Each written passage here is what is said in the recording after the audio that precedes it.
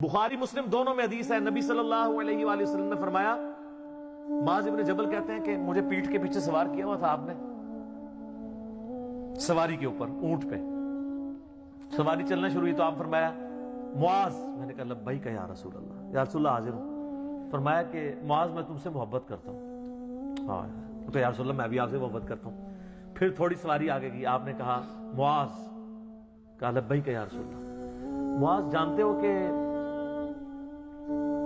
اللہ تعالیٰ کا اپنے بندوں پہ کیا حق ہے؟ کہ یا رسول اللہ آپ بہتر جانتے ہیں۔